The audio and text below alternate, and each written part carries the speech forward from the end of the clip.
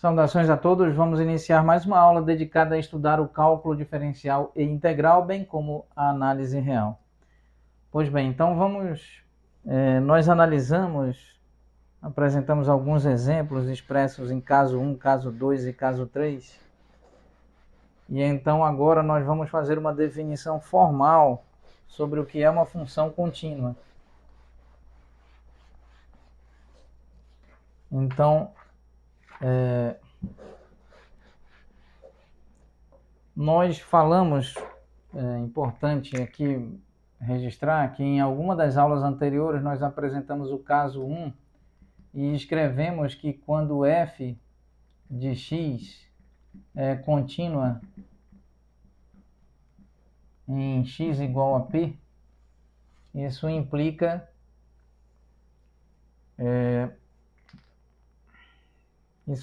que o limite de f de x é igual a f de p, no caso de x tendendo a p.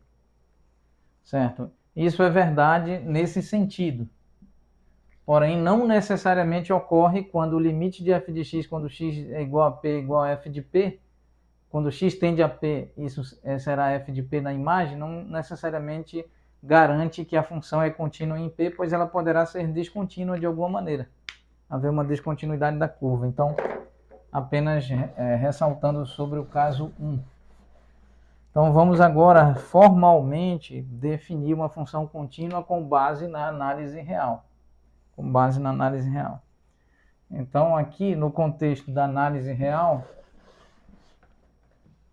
aqui vamos inserir, esse é o nosso compromisso no contexto desse modesto, introdutório e básico curso sobre cálculo diferencial e integral e análise real, é inserir gradativamente as demonstrações, os fundamentos da análise real no contexto aqui ao longo do desenvolvimento do cálculo diferencial e integral. Então agora, usufruindo da análise real, vamos então aqui fazer a definição formal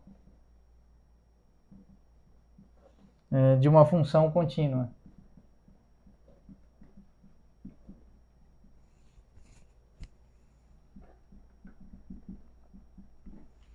Muito bem, então vamos tentar aqui considerar f de x e x. Aqui é 0. Então vamos considerar um ponto P qualquer. Vamos considerar P mais delta e aqui P menos delta. Então nós temos uma distância de delta aqui e outra distância de delta aqui. Nós temos então, aqui vamos tentar construir assim. Nós temos f de P. Aqui nós temos f de P menos epsilon. E aqui nós temos f de P mais epsilon. Vamos então construir, aqui nós temos uma distância epsilon e outra distância epsilon. Pois aqui nós vamos fazer a seguinte consideração, que f de P mais delta é igual a f de P mais epsilon, e f de P menos delta nós vamos definir como f de P menos epsilon.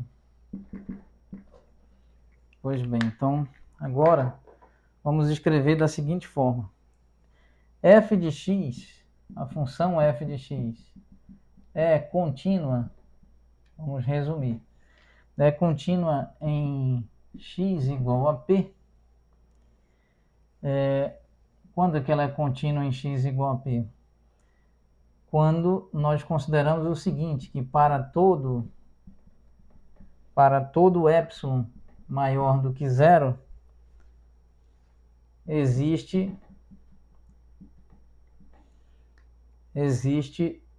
um delta maior do que zero, onde delta depende, de alguma maneira apresenta uma dependência em epsilon, aqui entre parênteses, tal que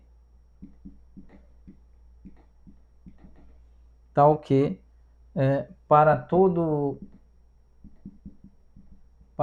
x pertencente ao domínio da função f, dessa função f de x, nós temos x menor do que p mais delta e maior do que p menos delta, ou seja, algum valor aqui, algum x que é menor do que p mais delta, digamos um x aqui menor do que p mais delta e maior do que p menos delta, menor do que p mais delta e maior do que p menos delta. Neste intervalo, nós temos então, para esse caso, isso implica em afirmar que nós teremos então um f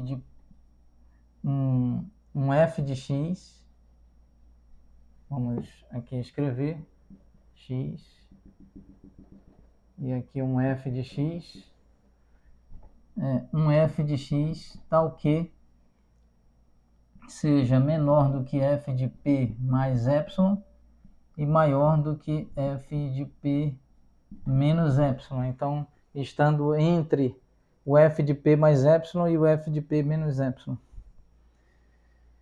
Muito bem. Então, se a função f de x é contínua em x igual a p, nós podemos interpretar isso de que forma, do ponto de vista da análise real?